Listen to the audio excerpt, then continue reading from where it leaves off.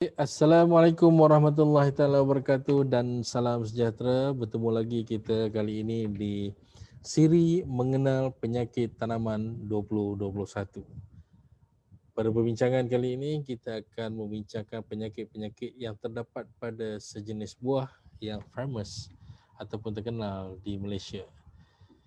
Ini dia, kenali penyakit betik. Okey, kali ini kita akan bincangkan penyakit-penyakit yang ada pada pokok betik. Sebelum kita pergi jauh, apa kata kita bincangkan ataupun apa kata kita bicarakan apa yang dimaksudkan dengan penyakit tanaman. Definisi umum penyakit tanaman adalah sesuatu yang kita tidak inginkan, kecacatan yang kita inginkan pada tanaman ataupun pada hasil tanaman tersebut, terutamanya buah-buahan. Dari segi saintifik, apa yang kita boleh bicarakan tentang penyakit tanaman adalah siri kepada tindak balas yang boleh dilihat atau tidak sel tumbuhan terhadap organisma penyebab yang dipanggil sebagai patogen. Ia juga adalah siri tindak balas terhadap faktor-faktor persekitaran yang menyebabkan perubahan dan tidak diinginkan pada tumbuhan. Kekurangan air, kekurangan baja, kekurangan cahaya matahari dan sebagainya. Pokok betik adalah pokok yang sejenis pokok yang terkenal di Malaysia dan nama saintifiknya adalah Carica papaya. Tingkat antarabangsa dikenali sebagai papaya. Nama tempatannya adalah betik. Di Afrika, negara-negara Afrika biasa mengenali pokok betik sebagai buah pawpaw, pokok pawpaw, dan keseluruhan pokok betik ada kegunaannya di sana. Dan pokok betik berasal daripada keluarga Caricaceae. Okey, ini dia penyakit betik yang pertama yang ingin kita bincangkan pada malam ini. Sebenarnya pokok betik mempunyai banyak penyakit, tapi apa yang ingin kita bincangkan pada kali ini hanyalah 4 penyakit utama yang patut kita tahu. Dan penyakit tersebut adalah yang pertamanya mati rosok betik. Penyakit ini adalah penyakit yang paling bahaya dari segi kajian saintifiknya, dan penyakit inilah yang memusnahkan industri betik di negara kita pada sekitar tahun 2008 ke 2011. Pada masa itu jika dijumpai satu pokok dalam ladang yang besar sekalipun, keseluruhan ladang akan dihapuskan dan kerajaan akan bagi pampasan supaya mengelakkan dia daripada terus merebak ke seluruh negara. Penyakit ini disebabkan oleh bakteria yang dinamakan sebagai Erwinia papaya. Erwinia papayi sebenarnya. Okey, seterusnya kulapuk berdebu ataupun kulapuk dauni. Kulapuk berdebu dan kulapuk dauni ini adalah satu penyakit yang sangat sinonim bersama, biasanya hadir bersama.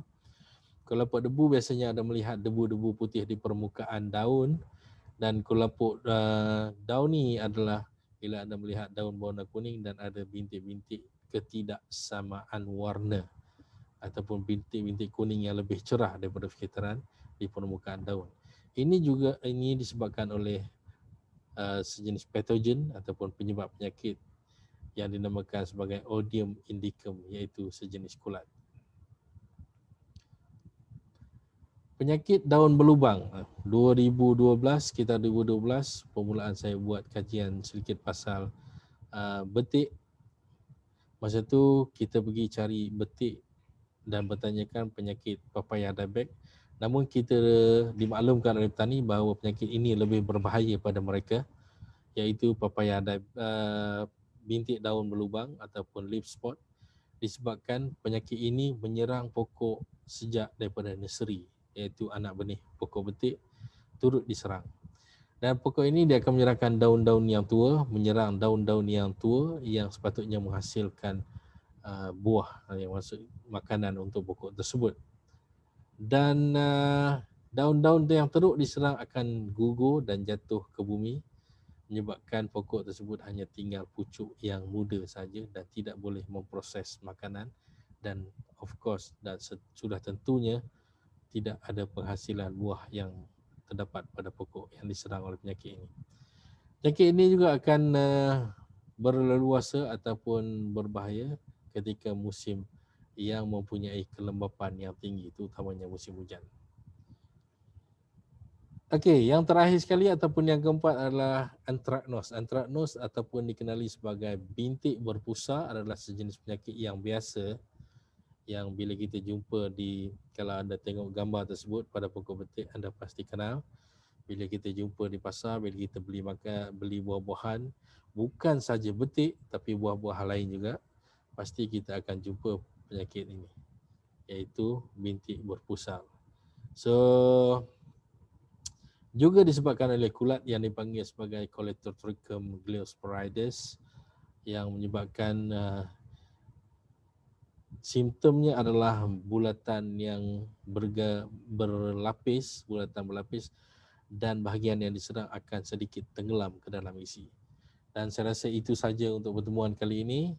Ada 4 tadi penyakit iaitu papaya dieback atau yang pertama tadi adalah mati rosot betik, yang keduanya adalah papaya dieback. Yang seterusnya kulaput berdebu ataupun kulaput dauni dan bintik daun berlubang, seterusnya antraknos. Dan itu saja untuk pertemuan kita pada kali ini. Assalamualaikum warahmatullahi taala wabarakatuh dan jumpa lagi. Kita akan bertemu lagi pada penyakit-penyakit pokok yang ada pada tanaman-tanaman lain selepas ini. Assalamualaikum warahmatullahi taala wabarakatuh.